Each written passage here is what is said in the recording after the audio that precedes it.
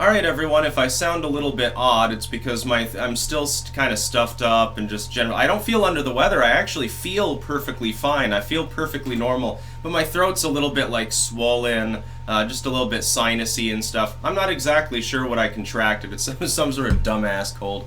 But we've got to talk about the new Green Deal. So if I clear my throat or cough or randomly start dripping snot everywhere, you know why? We got to talk about the new Green Deal.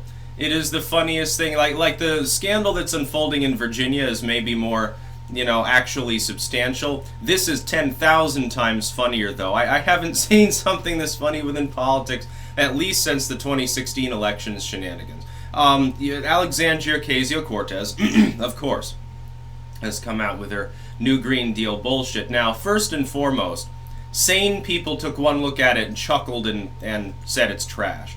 But then you have some insane people, like I think Gillibrand and Booker and some of these others have said, oh yeah, I proudly co-sponsor this idea, and I don't think that they fully read through it, because it's already in 24 hours become a total meme. It mentions farting cows, wanting to eliminate them. Now, by the way, that does have some basis in proper ecological science, but referring to it as cow farts and saying, oh, we need to learn how to eliminate those, that, I think, strikes people as a little bit dumb. Kind of an elementary understanding of ecology, perhaps, there from Miss Cortez, which isn't, necessarily a surprise. She wants to get rid of airplanes, like get rid of air travel altogether, in favor of basically building trains across the oceans. Now, that is technically possible, but is it economically feasible, and is she aware that the equipment required to do something like that requires fossil fuel?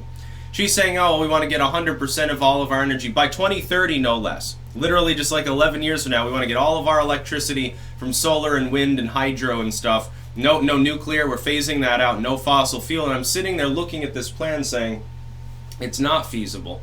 It is impossible. And she actually tries to invoke JFK. And then there was actually, they missed the part about the moon. Like they say, when JFK said it's impossible that we can go to, they said it was impossible. And she left out like the most important word in the fucking statement. They didn't even like proofread this document. Pelosi comes out of all people. And trust me, there was a P meme that I'll talk about because 4chan's into that stuff.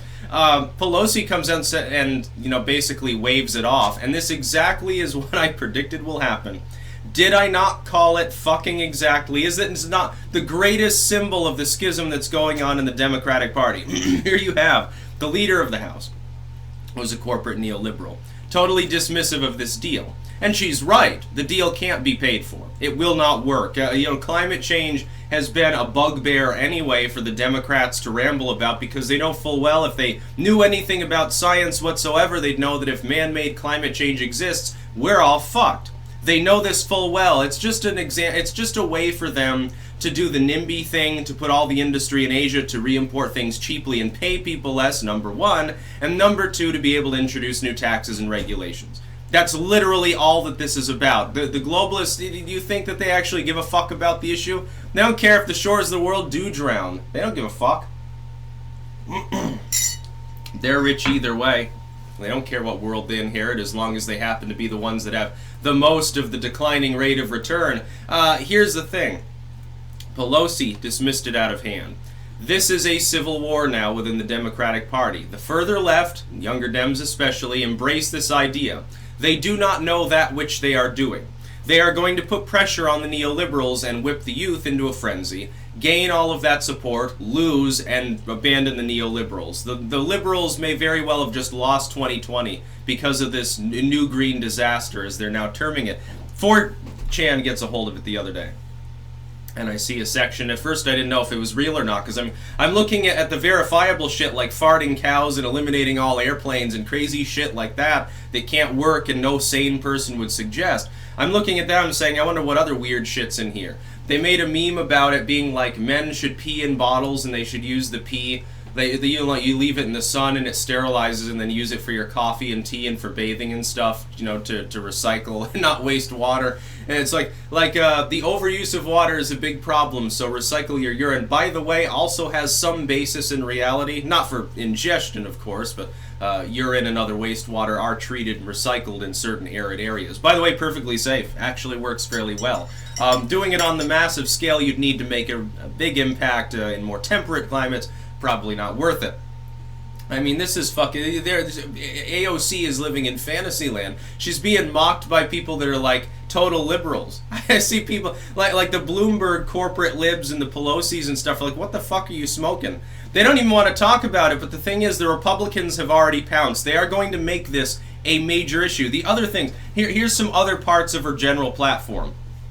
Universal income, which has some degree of relevance as far as the left proposes it to somewhat applause in some cases, although it's been tried in several cases and it's failed. I don't support a universal income. It seems like a roundabout form of redistributionism to me, but I used to be more receptive to it, but then I sort of thought about the economic situation behind it. I'm like, yeah, whatever.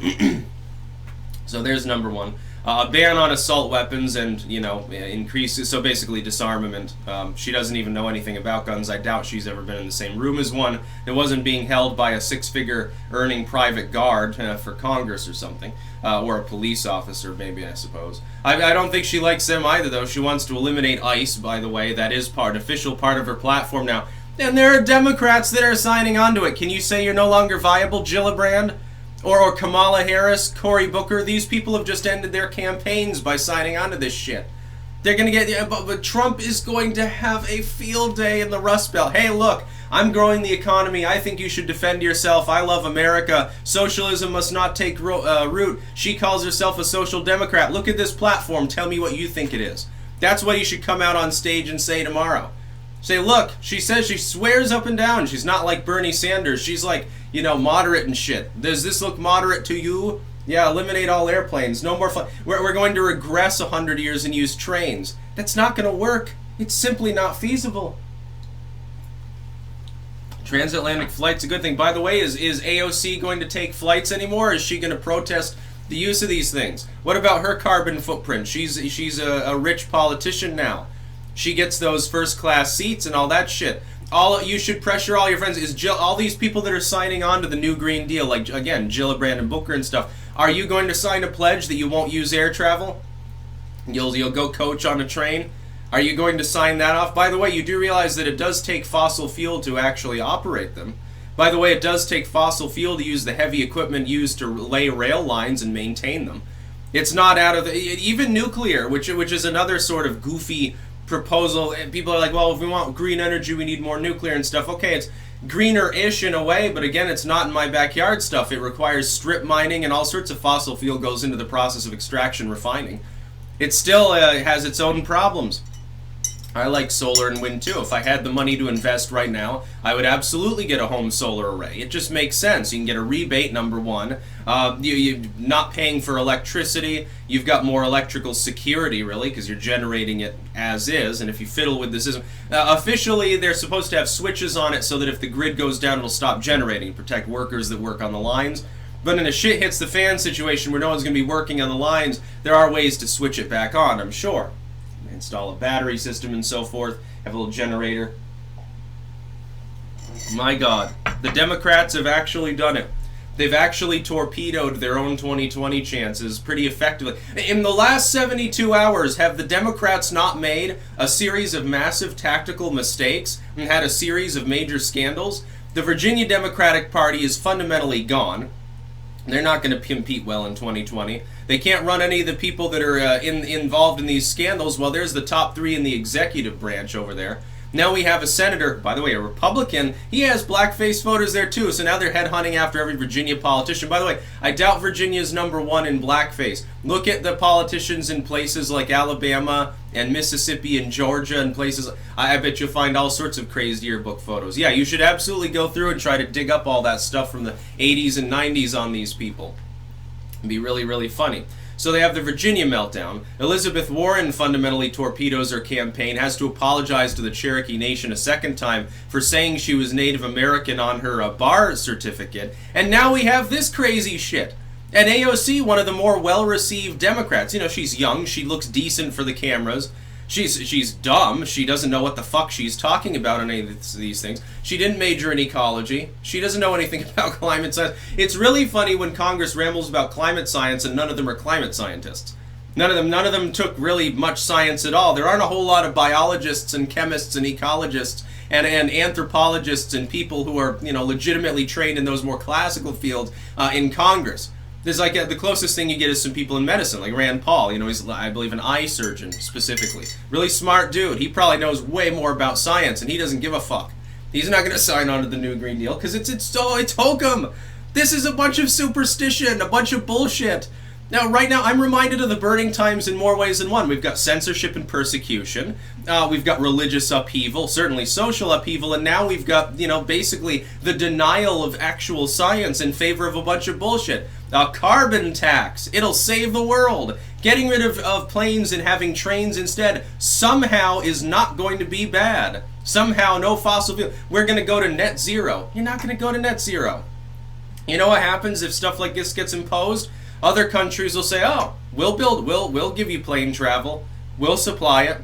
You can have a plane here. Yes, you can have a car. We have automotive factories. We don't care if your factory has emissions because we're business friendly." And they will then grab up that segment of the U.S. economy. If you were to actually impose the new Green Deal, the United States would no longer be a major economic player very quickly. That's a guarantee. It's not, oh, spooky woo, socialism, it's really spooky. No. If you look at how it's going to be paid for, it essentially equates to just massively printing trillions of dollars, hyperinflating the currency. Wonderful. By the way, again, a roundabout version of the government stealing from you is to simply print more money because then the money you hold is worth less. So your savings, the evaluation of your property and so forth is worth less than it was before. It's a way of stealing, essentially. AOC is a socialist. There is no such thing as a social democrat. People who use that label you're fucked in the head if you think that it's anything but a stepping stone meant to lead inevitably to socialism. That's all it is. Hell, interventionism's the same thing. I'm already pissed off at the level of bureaucracy and taxation and shit that we already have to deal with, let alone more of it. There's a Medicare for all. Okay, so the elimination of the private marketplace with regards to everything involving medicine, transportation, energy development. How am I supposed to construe that other than socialism? It's literally, it fits the description pretty goddamn well. I think it's crazy. Alexandria Ocasio-Cortez, the biggest embarrassment that the Democratic Party has had to suffer through. And they're going to have to own her. And it's going to be really funny because you look, she's doing a Trump strategy. She's putting the big message out there, the big pitch, basically. She's doing it straight out of Trump's stratagem. It's going to upstage and outshine all the neoliberals. They'll ultimately win, I believe. They'll suppress the progressives, but not before a party schism. And all these people will have to like make a socialist party or something. Bernie will have to show them the way like lemmings off a cliff, I suppose. That's about all. Peace out.